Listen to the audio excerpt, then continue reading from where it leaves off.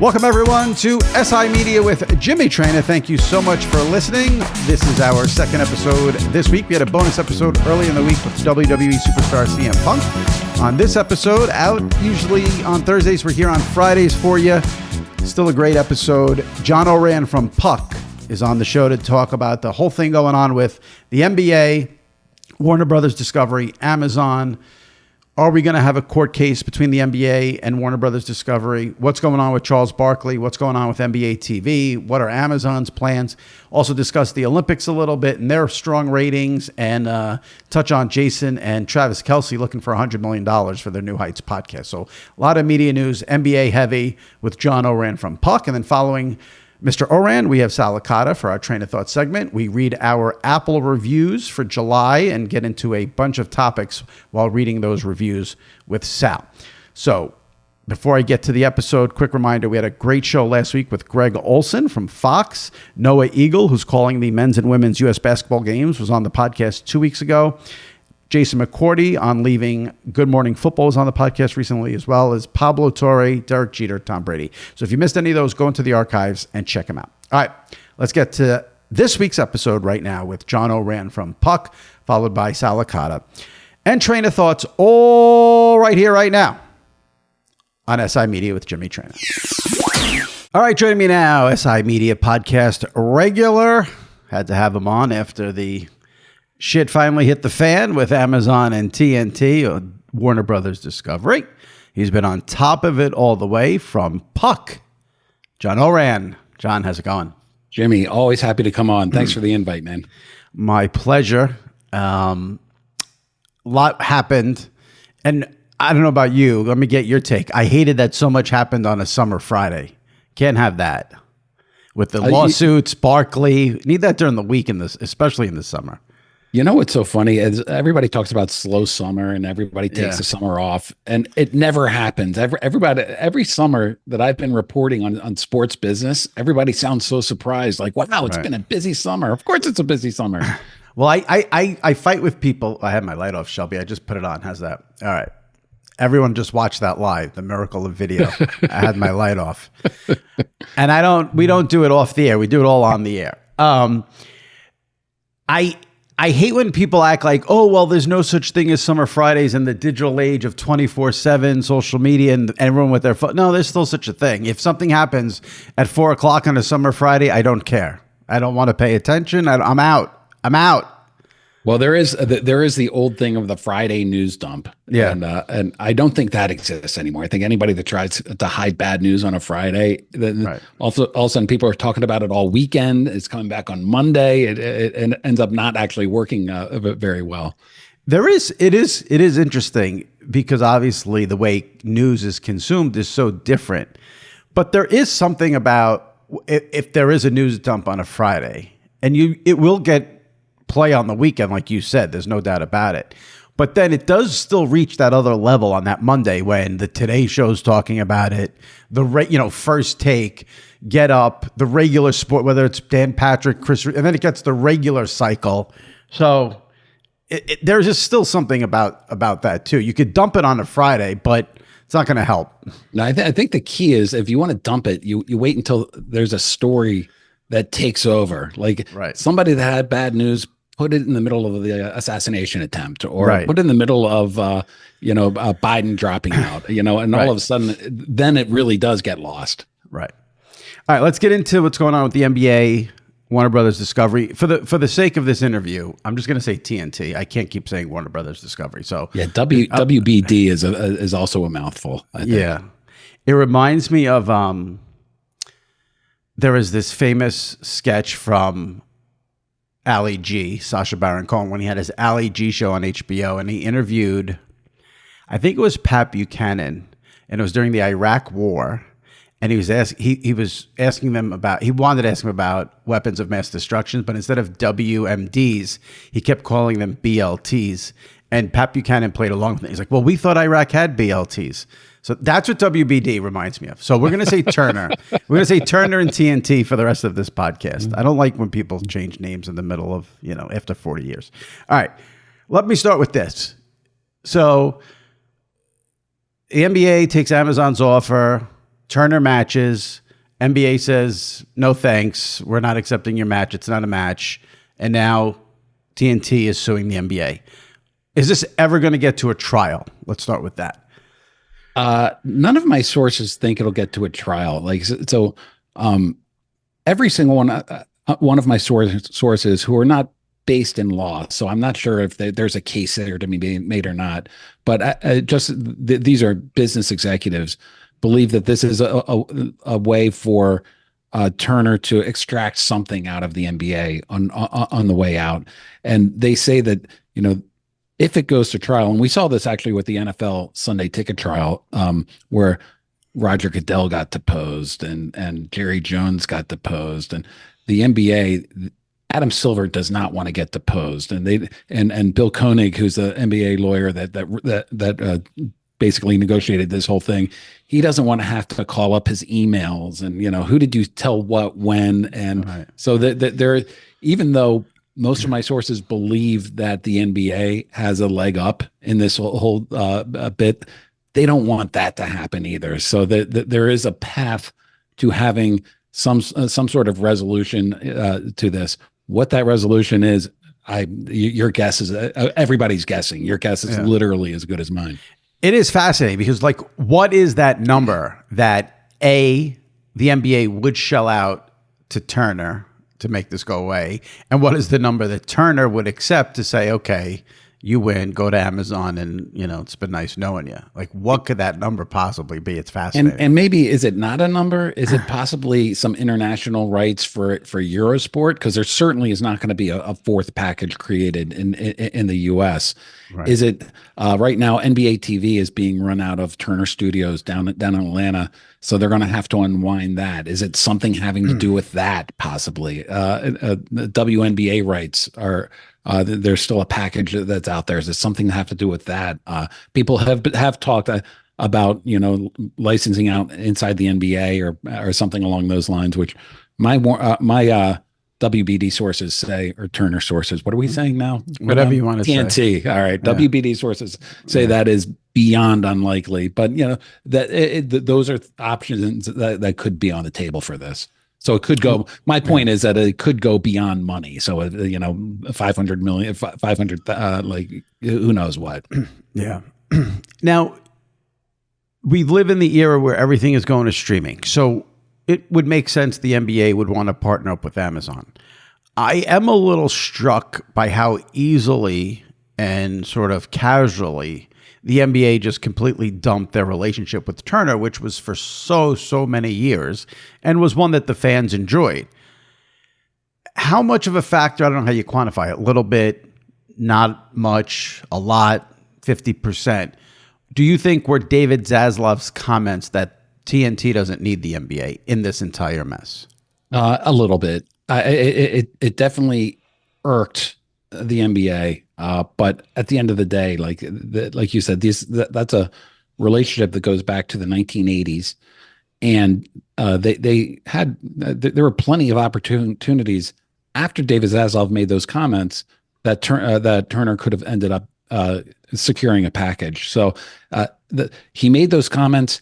It irritated NBA executives, but it didn't really have a great big bearing on the fact that they didn't go with Turner. One other quick point I do want to make is that, please. The relationship with TNT, it goes back to the 80s. The NBA on TNT is an established brand for, that people have grown up with. However, during these negotiations, David Zaslav has been in charge of TNT and Warner Brothers Discovery for 2 years or so. He same with Luis Silberwasser, who just was hired. Meanwhile, over at NBC, you have Mark Lazarus, who in the 90s was doing deals with the NBA and then has been overseeing regional sports networks that have deals with NBA teams. So, on one respect, there's a brand that goes back to the 1980s, but on the other respect, the deepest relationships are coming with executives that are no longer with TNT. So that played a big part of it. 'Cause one of the I feel like I'm on a soliloquy. I'll let you jump in with a question. But one of the things about sports business that is unique to the sports business is how it's so relationship focused. And that's how deals get done. Ultimately, if you have the biggest check, that's going to win most of the time.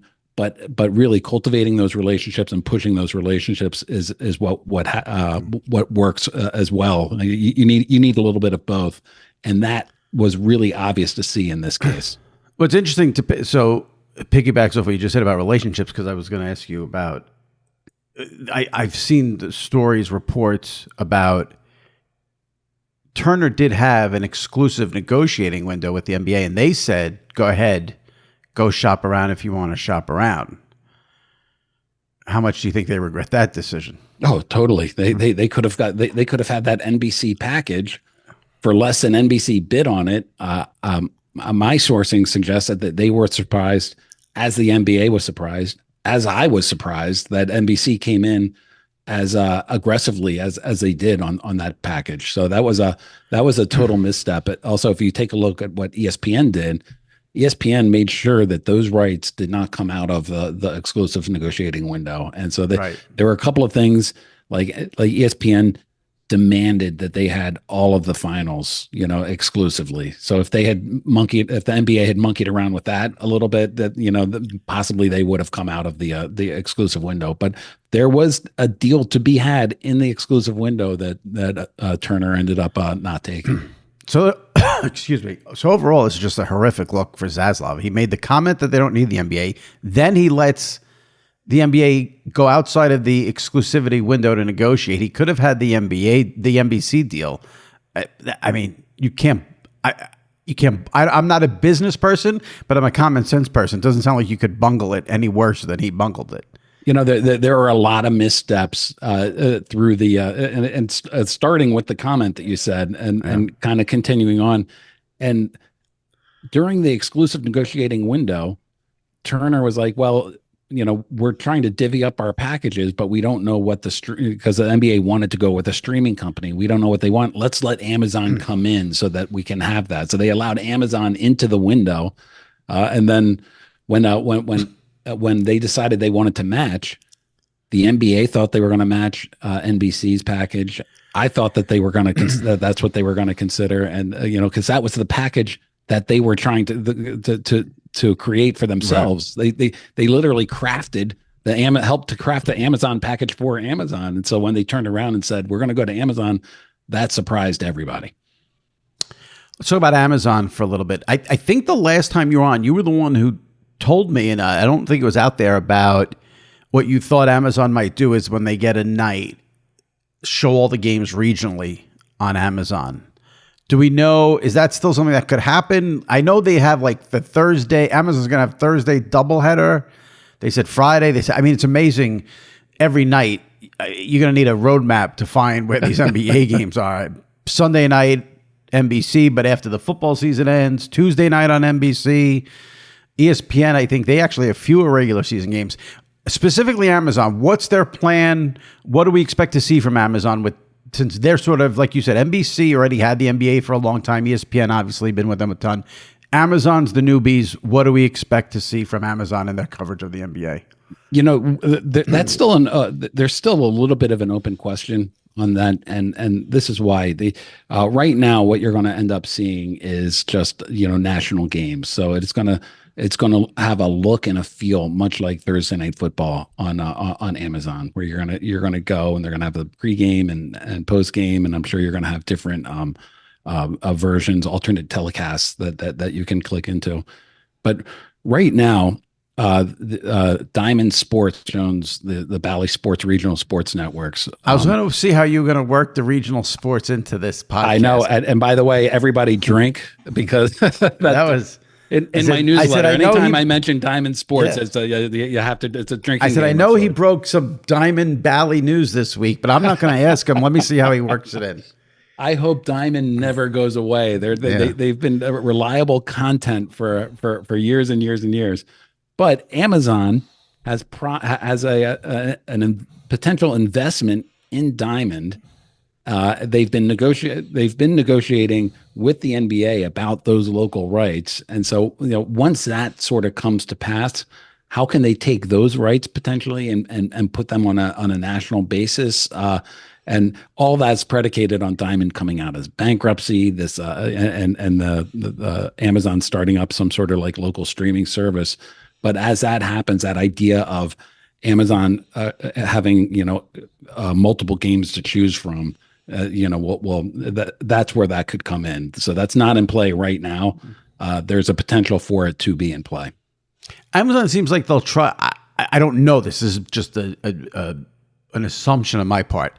I feel like they're going to try to reinvent the wheel in some sort of way with their coverage. I would be surprised. I don't know. It just seems like, although they didn't do that with Thursday Night Football, so maybe that's a bad. And they haven't done it with the WNBA, and they have a whole history of like over in England they had the Premier League games, and right. They've hired the people they've hired that are producing these things are old TV guys that are coming. So I expect that it's going to look very much like, at least in the beginning part, very much like Thursday Night Football, which is Thursday Night Football. If you watch it, it really isn't any different than Sunday Night Football to my eye anyway. I apologize to you and the listeners for the coughing. I just can't help it. It's amazing. I know. It's like you're getting like verklempt. Was it something I said, I was fine all day until we start the podcast, of course. With big wireless providers, what you see is never what you get. Somewhere between the store and your first month's bill, the price you thought you were paying magically skyrockets. With Mint Mobile, you'll never have to worry about gotchas ever again. When Mint Mobile says $15 a month when you purchase a 3-month plan, they mean it. And how nice is that? Usually with these cell phone bills, you're hit with fees, taxes, so many different taxes. It's hard to believe. But Mint Mobile is here to the rescue with premium wireless plans starting at just $15 a month. To get this new customer offer and your new 3-month premium wireless plan for just $15 a month, go to mintmobile.com/SImedia. That's mintmobile.com/SImedia. Cut your wireless bill to $15 a month at mintmobile.com/SImedia. $45 upfront payment required, equivalent to just $15 a month. New customers on first 3-month plan only. Speeds slower above 40 gigabytes on unlimited plan. Additional taxes, fees, and restrictions apply. See Mint Mobile for details. All right, let's talk about Barkley, because this is a big, obviously, thing here with all the NBA stuff. He goes on NBA TV at like midnight on the last game of the NBA Finals and says he's retiring after next season. He's done. He's never going to talk about this again. And then like 2 days later, he's talking about it. And he said he has spoken to Amazon and NBC and ESPN. Says he's still going to retire. Wants TNT to pay him his $210 million. So there's a lot going on with Sir Charles. Let me start here. I mean, nobody thinks the guy's retiring, correct? Well, when he said that, everybody it started a whole news cycle. I was not one of them because he says this every other year. It seems about maybe I'll sit this out. Well, I wrote an article saying he's not going to retire. Were you the one that did went back through? This might have been John Lewis, the sports media went back through every single time Charles Barkley has said I retire, which is filled up an entire page on his website. Right. Well, the first time I had him on this podcast last summer, he was talking about how there was no chance he would ever fulfill the 10 years of his TNT contract. Well, he was right about that because that's coming to an end after next season. So he does say a lot of things. Would Amazon be the front runners to get him just from the standpoint of they can pay the most money? Not necessarily. I brought up Mark Lazarus before. He worked with Charles when he ran Turner down there. So again, going back on the theme of relationships, like he has a long-standing relationships with people that are already at NBC. Amazon certainly can afford to pay them, but so can ESPN. Look at what ESPN's offering. Stephen A. Smith, what they ended up paying Joe Buck and Troy Aikman. So there are several options that are out there, including staying with Warner Brothers Discovery. I mean, David Zaslav has told people that even having lost the NBA, Charles Barkley is still a bona fide television star. He's great on television. And if they have other sports that are there, they have March Madness. Barkley has been part of their hockey coverage here and there, and they want to just do more in sports. And he could expand from being in the NBA to sort of a sports commentator, perhaps, or something like that. There's also the idea. It's easy to make fun of. Was it King Charles? What was the show that he did with Gail King? Yeah, King Charles at CNN that was widely panned and canceled very quick. Or I guess it did its run, but it was not renewed. They haven't given up on the idea that he can do something with the right amount of support and right amount of promotion that can be successful. That goes beyond sports and entertainment. And most importantly, he does not have an out in his contract that says that he can become a free agent if Turner loses the NBA. So the idea of him staying at Turner, like it depends on how sort of vindictive David Zaslav is to a certain extent. Like if Charles Barkley wants to go to an Amazon or to one of the places that has the NBA, will Zaslav allow him to do that? That's a question that is unanswerable right now. So what Charles told Dan Patrick last week was he has the 10-year, $210 million deal. Next year is year 3 of it. And he said, this is what he said to Dan Patrick, quote, Turner has to come to me today or next week and say, hey, we screwed up. Will you take a pay cut? They're either going to have to guarantee me the whole 10 years, 210, or they have to ask me to take a pay cut, which under no circumstances am I taking a pay cut. So then I politely declined the pay cut because TNT has been great to me. And they're going to have to say we guarantee the whole 210, or Charles Wade Barkley is going to become a free agent. So is that accurate? By the way, that is why he's a TV star. He refers to himself in the third person, right? Like, and with the middle name, with the middle name, yeah. And by the way, I feel compelled to give a shout out to my former podcast partner, Andrew Marchand, who talked to Barkley before he went on Dan Patrick, and I'm not sure when his story published, but maybe published alongside it. But got similar quotes from that. I don't know what the verb tenses are in there, and I don't know if they went on and already asked him to sort of take a pay cut. I assume that they didn't because no, he said they're gonna. He said either sometime next week. Yeah, sometime next week. They don't know. They still hold out some hope at Turner that they're going to end up with some games, that the court's either going to rule and say that your matching rights work and you get that package, or that they'll create a fourth package, both of which are unlikely. But I can't imagine them making any kind of decision on this before they get some sort of clarity on that side of things. For our business, the best thing is he becomes a free agent, and then how much content would we get out of the negotiating and the bidding between those 3 networks for his services? Already, I've written twice speculating about what's going to happen to him, and I don't even write about talent that much. Right. It would be fascinating to see who emerges if he became a free agent. And this is all based on not inside the NBA. Like I think it's a complete pipe dream. Anyone who thinks ESPN, NBC, or Amazon's going to bring over Ernie, Shaq, Kenny, and Charles. I don't think that's happening. Highly unlikely. Yeah. So if it's just Chuck solo, those 3 companies in a bidding war for his services will be a fascinating sports media story. Absolutely. And Ernie Johnson has said that he doesn't, he's based in Atlanta. He doesn't want to leave Atlanta. He doesn't want to leave Turner. He's a Turner lifer. And just in talking to people that make these decisions at the different networks, Barkley's number 1 by far, of course, but the people would love to get Shaq too. Kenny, not as much. Like if you're going to do the rankings of the people that are out there, it certainly goes Barkley, and then further down Shaq. And so it's not. My point is that Shaq could also engender that kind of bidding momentum as well. Right. Well, maybe it'll just be Shaq because Charles says he's retiring after that. How amazing is next year going? Let's say it plays out where, a judge says to TNT, you're not getting the NBA. The NBA pays TNT to be quiet and go away. And then there's Chuck all year next year on TNT as a free agent. That was your tweet. I sent your tweet around. I mean, a live mic in front of a lame duck Charles Barkley is going to be must-see TV. Absolutely. Yeah.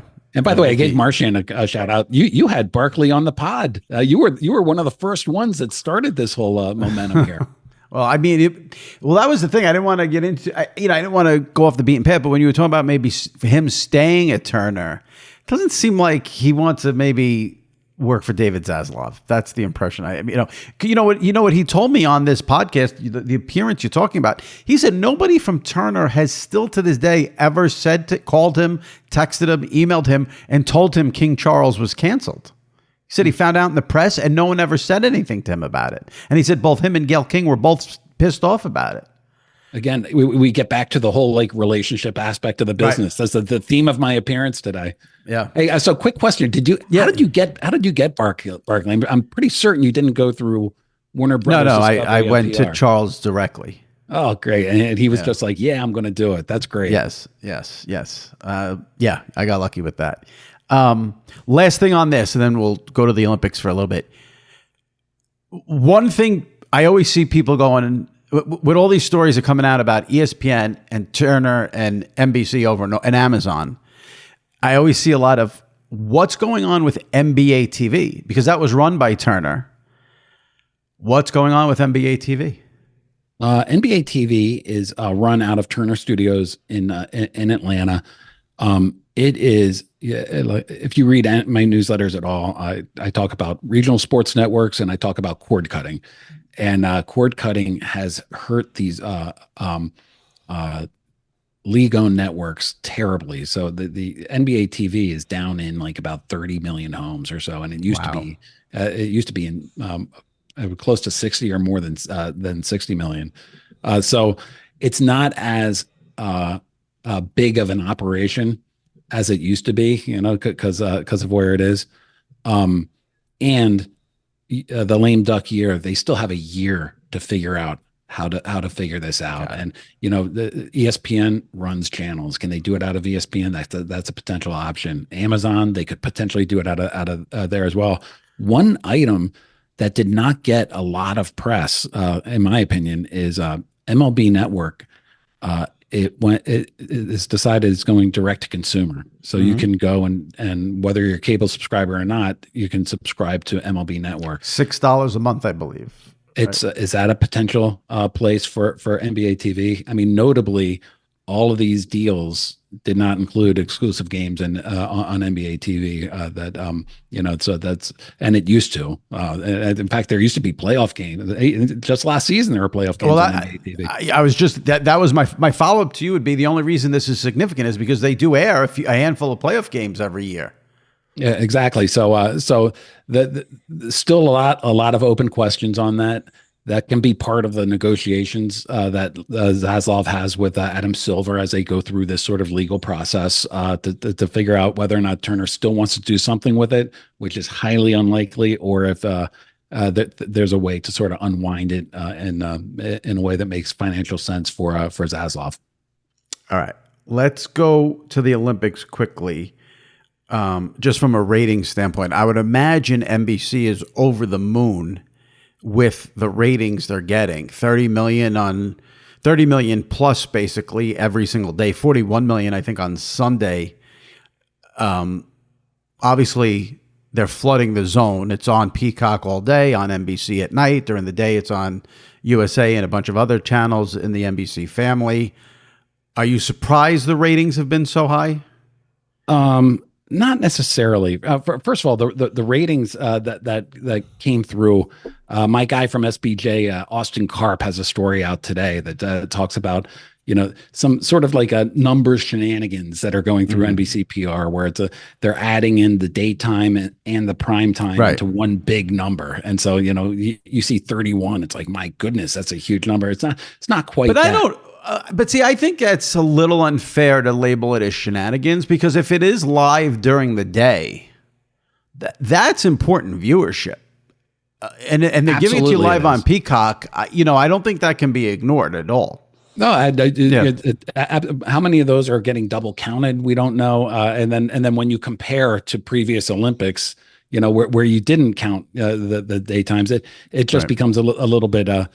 By the way, I don't mean to bash NBC or bash the Olympics, because even without that, the numbers are great. So if they were to just say like, hey, here are the primetime numbers, they're up significantly from 4 years ago in Tokyo, and most importantly for NBC and sort of for my audience, the sports business audience, advertisers are thrilled that they've totally bought into that. They're thrilled with it. The numbers are big. It's great news for the United States, which hosts the Olympics in 4 years in Los Angeles, because it just kind of shows there was some question after they went through this period where all the games were in Asian countries, and Japan and China, viewership went, it plummeted. It also happened during COVID, which kind of made everything a little bit off. And so there were some questions about like, okay, can the Olympics rebound? And having it in a European city, the time zones work well with, especially with the East Coast here. Everybody, despite how I'm a reporter, so I lead with the negative. Yeah. Everybody is happy with how the numbers are coming out. Yeah, I actually think the way it's working, if I'm not an Olympics person, I haven't watched a second of it, but from what I know, I actually think the way it's working with the time zone and how they're doing it this year is almost perfect, because it's live. If I'm not mistaken, everything during the day is live on Peacock and a couple of the other channels. Whatever's at night is not live on NBC prime time, which makes sense, because if the person coming home from work can get they don't know most people are not like us. Most people are not on Twitter all day getting results, or on the internet all day getting the results. Most people are at work. They don't know what's going on. They get home and it's live and fresh to them.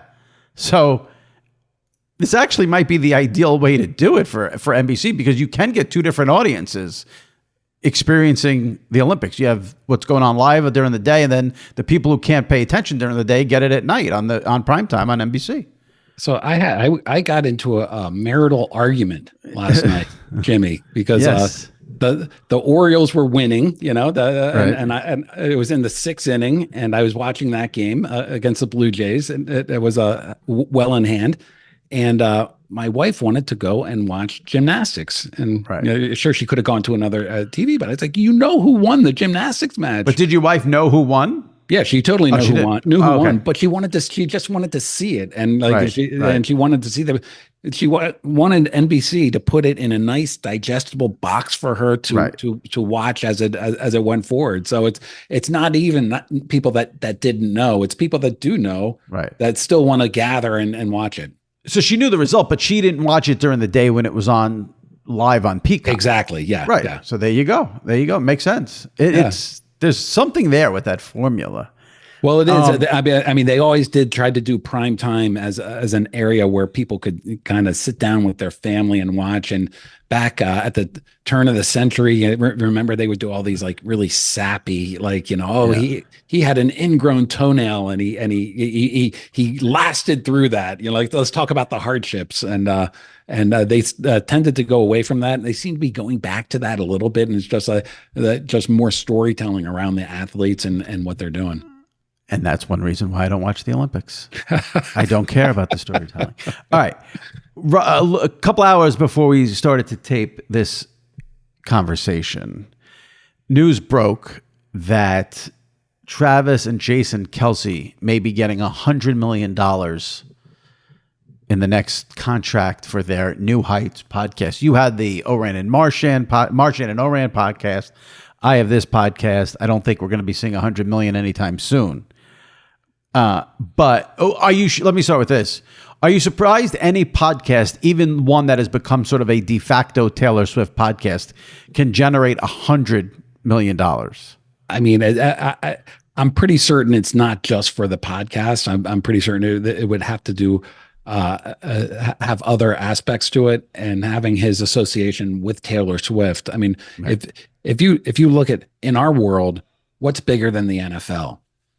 And I'm not suggesting Taylor Swift is bigger than the NFL, but what happened last season when they started dating, the amount of new viewers that were coming into what I thought was already a ceiling, and better demos. It's his association. Again, I'm not trying to say 100 million is worth it. I haven't seen the deal. I haven't talked to anybody about it. It sounds ridiculous. I mean, is it something you'll investigate for Puck? Like, will this tickle your fancy and make you do some diving, and we can get a story about this on? Because I am fascinated about how many ads they have to sell, how many downloads they get. How do you make back 100 million on a podcast?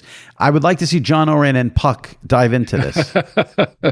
Get on the this ad. That could be a way to get the Swifties to start to subscribe to Puck. That'd be great. There you go. There's your angle. You have news on that podcast, they'll subscribe to Puck right away. Oh, done.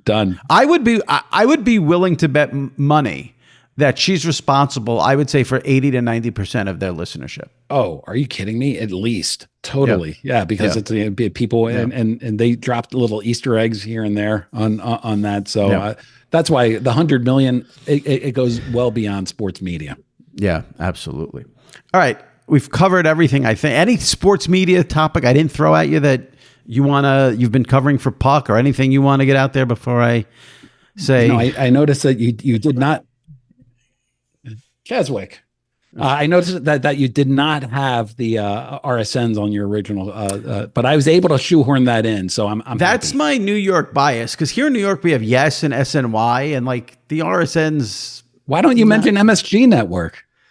Because the Knicks have only been good for a year now, but no one cared about MSG until the past year when the Knicks got good. So, and I am not going to bring up my personal favorite general manager in baseball to you for. Listen, the Yankees and Orioles are going to be fighting this out to the very end. It seems like. I hope so. I hope so. Yeah. It was a pretty a lot of activity on the trade deadline for the Birds, but not a lot of known players. Not a ton overall. Yeah. You mentioned MLB direct to consumer. I think that's $6 a month. What's going on with the bundle of ESPN, WBD, and who's the third in there? Fox. Yeah, Fox is the third. What's going on with that? That is supposed to launch later this month. I think. I think they want the launch to happen. Pardon me, I said later this month. It's July 31st. I meant in August. I believe that they want the. Actually, I hope you edit that out, because it's this hits tomorrow, right? We're not going to edit it out. He said July 31st, but the podcast comes out August 1st. There you go. 1st. Now we don't have to edit it. Yeah. They want it to come out in conjunction with the start of college football season, because they think that'll really help. And Fox and ESPN in particular have a ton of college. I mean, they're the two biggest college football networks. I will say ESPN does not get enough credit for everything they do with college football. Their app, I don't know, ESPN Plus or whatever, but just the app overall.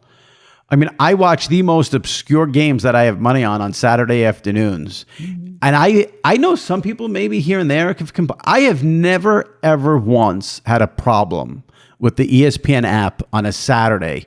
And I'm streaming like sometimes 2-3 games at once. You can't do a better job with a sport than ESPN does with their college football. Yeah, and then don't forget, next year they're going to be launching their what we're calling ESPN flagship, where you can just see like all of the games that are on linear and have that streamed as well. So they got a lot of learnings from that ESPN Plus. Do we have a price point on the ESPN, Fox, Warner Brothers? Not yet. Every time I write in between $40 and $50, they say, that's the neighborhood. So you can bet it's going to be probably $46.99 or something like that. Yeah, just have cable at that point. All right.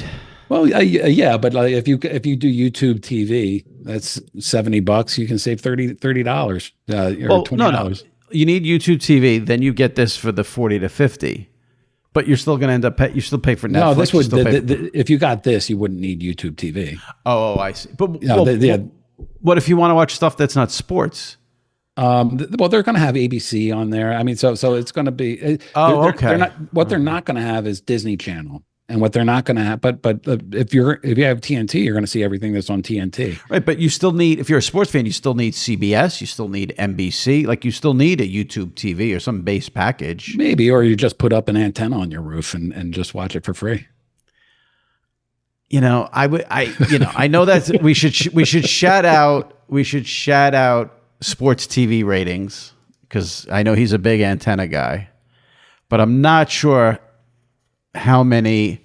I don't know. I'd be curious to know because it's young people who are cutting the cord. I wonder if they do the antenna thing.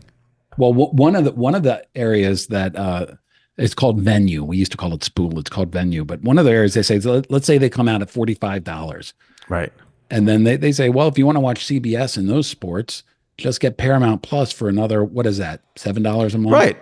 And then what about and then you want Peacock? That's another $7 a month, and then we're still cheaper. Yeah, that's still. I don't think they are. It depends how many sports you. It depends on how many sports you watch. They're not going to be cheaper if you need Peacock, Paramount. If you might need MLB Amazon TV, Prime, right, like it. Apple TV, if you want to watch those ridiculous Friday night games. Wait, have the Yankees been on Roku on a Sunday morning yet? Once. Were you able to watch? I refuse. I don't watch them when they're on Amazon on Wednesday nights. I will say this: the Orioles were on the game before. That great comeback against your guys on Sunday. That was on Roku, and I watched it. It was a great telecast. It was you had, I forget who the Yankee analyst was. It was, Ben McDonald from the Orioles and then Matt Fitzgerald as a play-by-play. And it was a totally entertaining broadcast the entire way through. I thought they did a nice job with it. Fitzgerald's good. He does a good job. All right. Well, I appreciate all this. So bottom line, anything can happen, but you wouldn't expect the NBA versus Warner Brothers Discovery in a courtroom, full-blown trial. We're not likely. Let me say, I hope that happens because I want chaos. But I would be very, very surprised if that happens. All right, subscribe to his newsletter on Puck. He is John Ourand, and I'm sure we'll be chatting soon, as we always like to do. Thanks for coming on, John. Appreciate it. Enjoy the rest of your summer. Thanks, man. That was fun. All right, take care. All right, joining me now, as he does every week from WFAN Radio in New York, SNY TV in New York, my buddy Sal Licata from the car in Manhattan. If you're on YouTube, Sal, how's it going?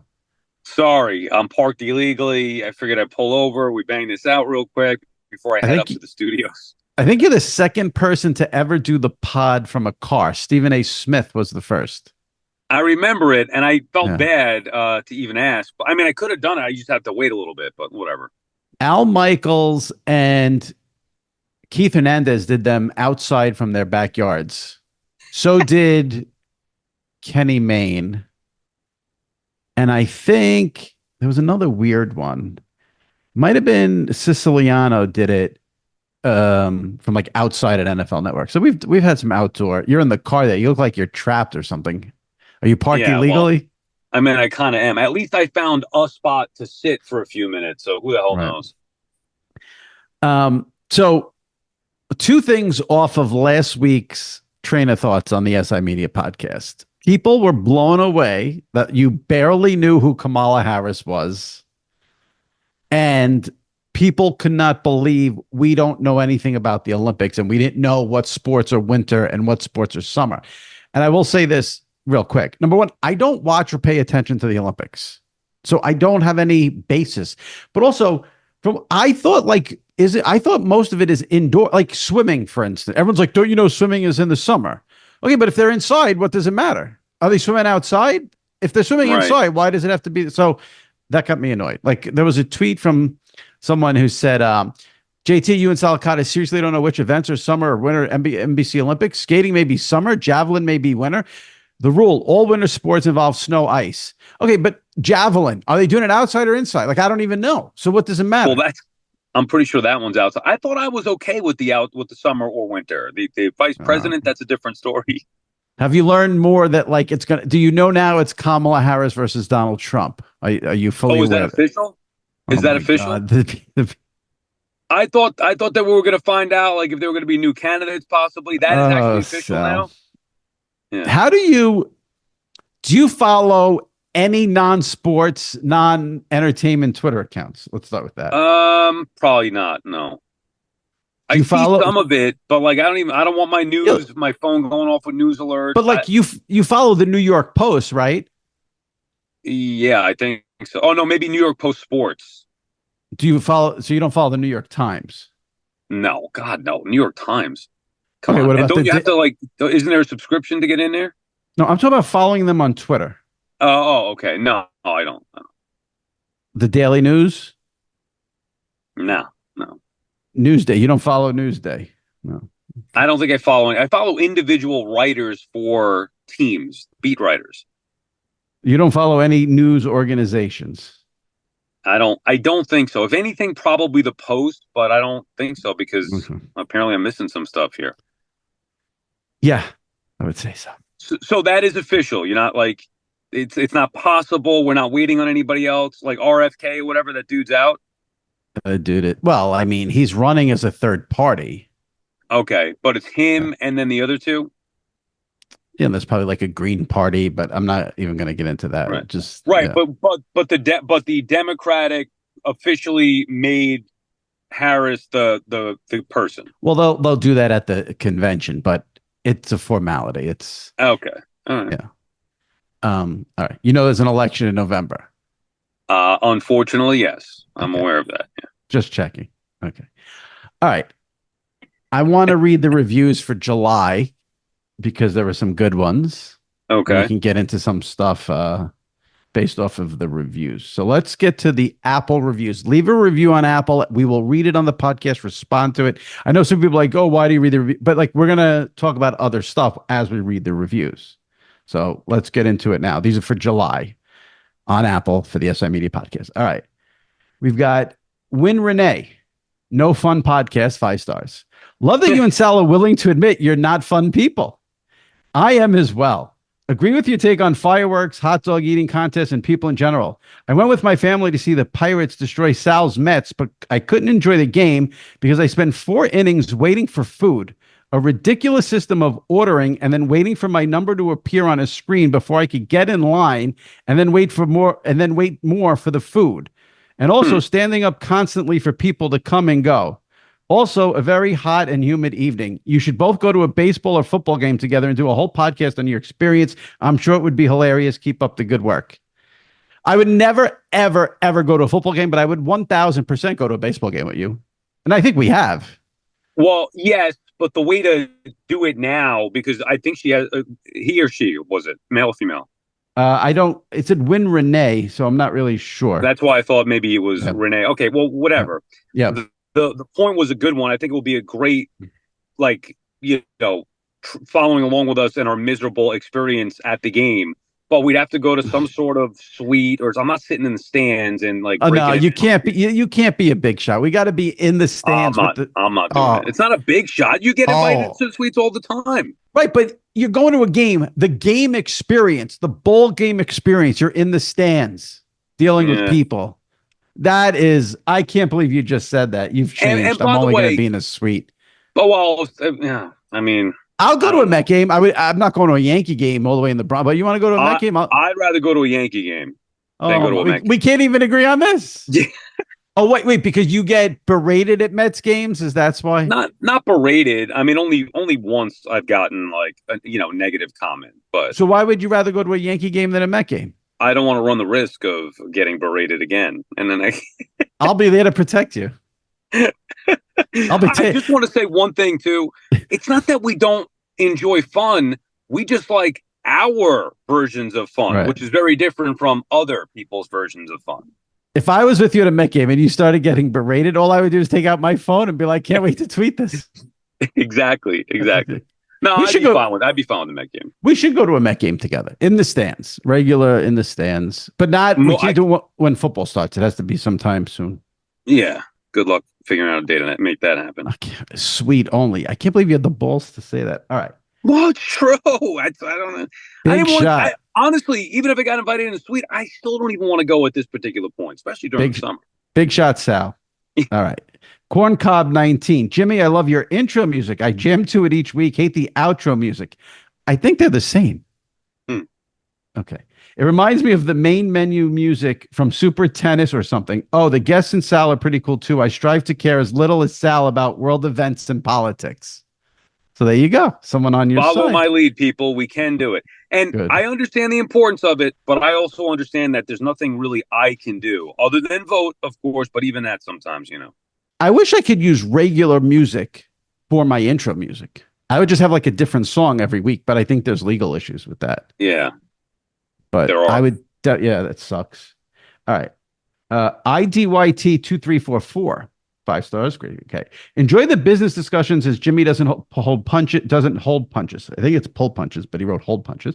I bought Sunday ticket at $150 in 2023. Jimmy mentioned it's now $450 in 2024. I won't renew. Back to cracking streams. I don't need it. It's $450 if you don't have YouTube TV. I mean, and I got to pay that. It's a lot, but it's a 6-month thing. It's not just right. And it's not, you're not paying it every month. You get it, 6 months of entertainment, one shot. Right. Play it out over the course of a year. Is it cheap? Like, give me an example. Is it cheaper than Disney Plus or HBO? HBO's what? Well, I guess if it's $12 a month times 12, $13. Yeah. HBO's like $13 a month. So that's right. Three. That's like $156 per year. Yeah, it is expensive. It's the NFL. It's a premium product. I know, but it's a lot of money. All right. Ballpark Nerd. This podcast is my go-to on Thursday mornings. Love that. Listening to Jimmy and Sal, who I wasn't a fan of at first, reminds me of listening to Mike and the Mad Dog during my formative years of sports fandom. Wish this podcast was 2 to 3 times a week. Yeah.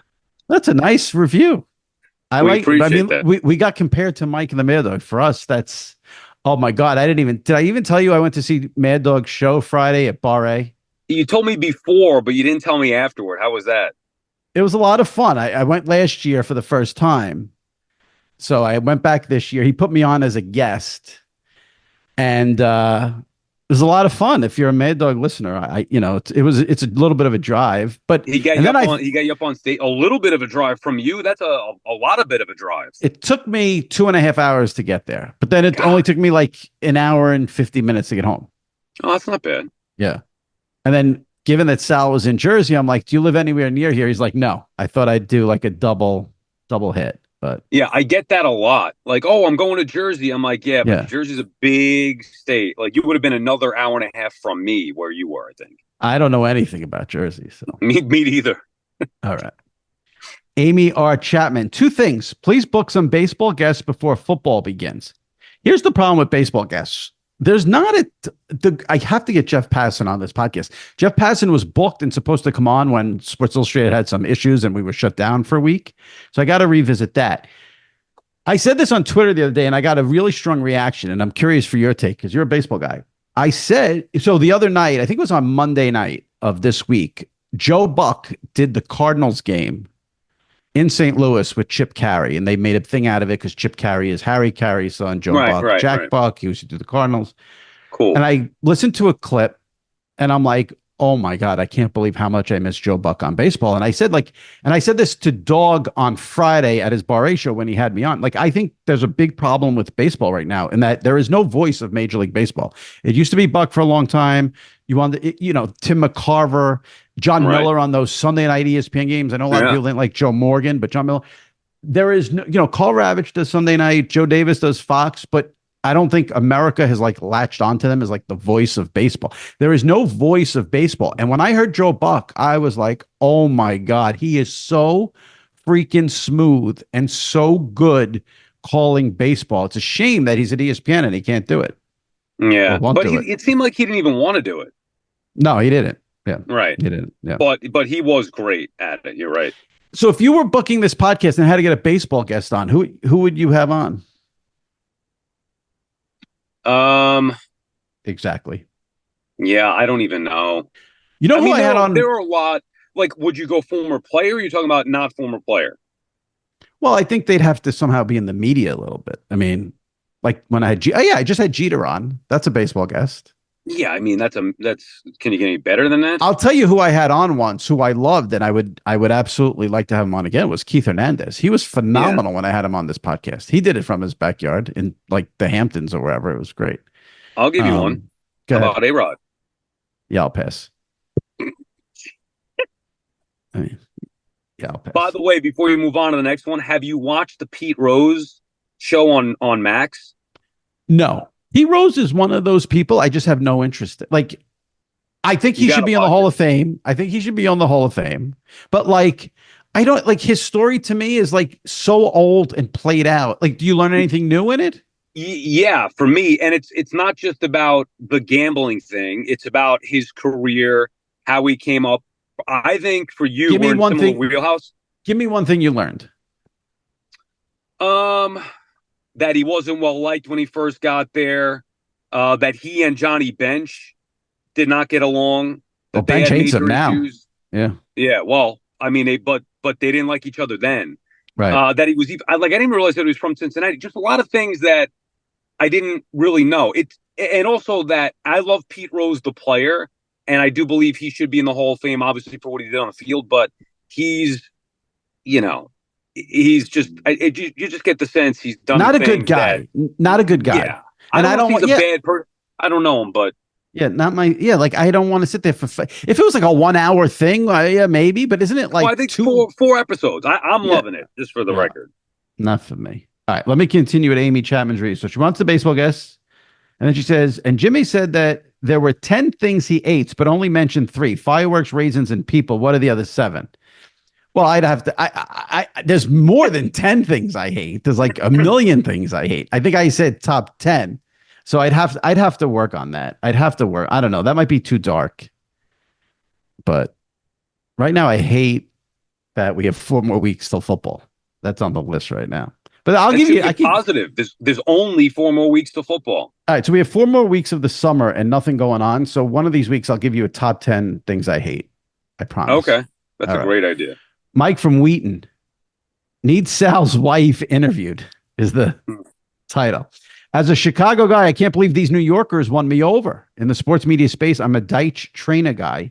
I'll let Deitch know. Jimmy's pod is awesome. He's a stern guy, and he knows how to ask a follow-up question during an interview. Traina Thoughts with Sal is such a strong close every week. Love the Sal promotion at WFAN through the house purchase, and can't believe he stiffed his poor wife on Mother's Day. Jimmy has the best guests on, and they are always great. Getting Barkley to admit he would never do the ESPN shoulder programming was an A+. The last big yet is Sal's wife alone, and then Sal and his wife together. Make it happen, Jimmy and Sal. Why these people want me to cause marital strife? I don't need that on my conscience. First of all, I know Sal's wife. I've hung out with Sal's wife many, many times. Right. We've hung out together. We've gone through Sal's idiosyncrasies. I wonder how that would go. Not well for you. Today, I came down. I was running a little late. I got a different show today. We're doing afternoons. And by the way, I have Brian Cashman on the radio show today at 4:40. You dick. Yeah, I can't wait for that. Another media sicko fan.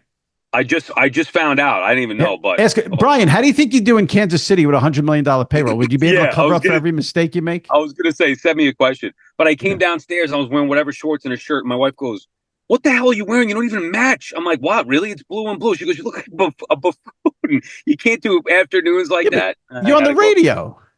Well, it's going to be on SNY as well. A part of it, at least. But they don't see your bottom half. Yeah, that's what I said. I said, "You look like a buffoon. Go up and change." Okay. Yeah, like I'm wearing like Adidas basketball shorts with a nice, All right. Doc Lou in Iowa. Here we go. This is what I said. Scary. He left 5 stars. As long as you leave 5 stars, I don't care what you write. Scary. How do you guys not know when swimming and ice skating are on which Olympics? And Sal has heard of Kamala, but not much else. Okay. Again, ice skating. It's indoors, so why can't they do it in the summer? I don't. Right. Okay, I can't. All right. Sergeant Murphy, or SG Murphy. Love the pod. Really enjoy the conversations and the flow of your interviews. You keep a balance between serious and fun questions. I thought the Brady interview was solid. He never talks outside his bubble, so this was new, so good for you. I have a question about Sal. Well, this is good. What does he do? Isn't he supposed to be a sports radio host? He says he doesn't watch any sports. He says he didn't watch any NBA finals or college games. He isn't watching any Olympics. He doesn't seem to know much about football. He also said he didn't know who was running for president. It seems he didn't know who the VP was.